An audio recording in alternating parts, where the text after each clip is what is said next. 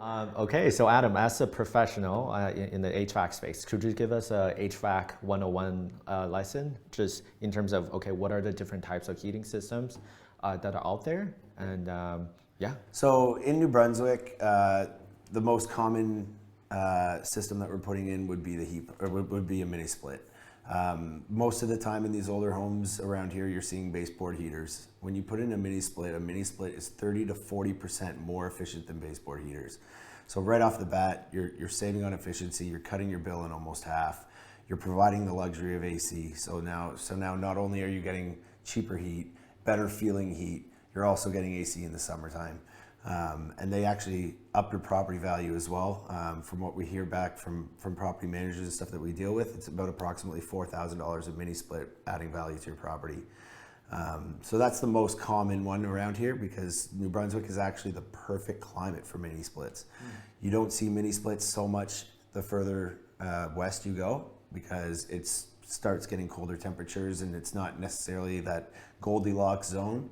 But around here, it's the perfect climate, and they're almost working at 100% capacity year round.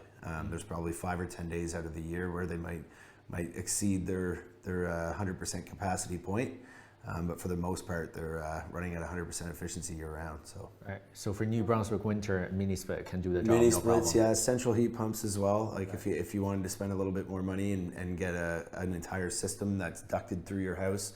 Most of the time it'll be like if you have a house with an unfinished basement, if there's not already ductwork, we can add the ductwork, tie everything in, and disperse heat and cold air all throughout the home. Right. So that's the other popular one as well. Right. I feel like for us, a lot of our tenants really enjoy the fact that they can also cool the property during the summer. And it's also, if they pay for their own utilities, which most of our units do, it ends up, their bill is actually cheaper because of the unit. So. 100%. Absolutely. So you briefly mentioned if it's a single detached home, you could potentially do the duct work, right, with a central furnace. So what other heating systems are out there? For example, for a semi-detached home versus a 12-unit building, what type of heating system do you usually see in New Brunswick? For multi-units, mini splits is the way to go. That's what we're seeing. It's rare to see a new building going up these days without a mini split in it. That's honestly the best bang for your buck, especially from an investor standpoint. Mini splits are definitely the way to go for multi-units.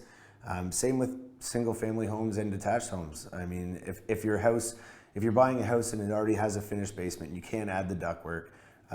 Then most of the time you're not going to tear down the drywall, add ductwork, do all that work. So mini splits would be the way to go.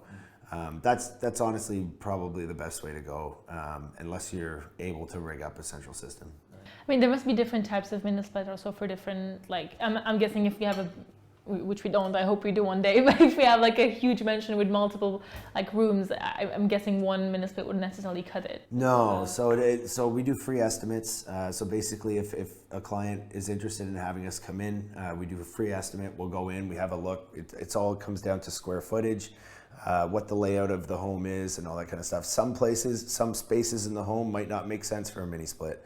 If you go up the stairs and there's a room here and a room here and a room here and you don't really have a straight shot for the air, sometimes a mini split's not going to be the best choice.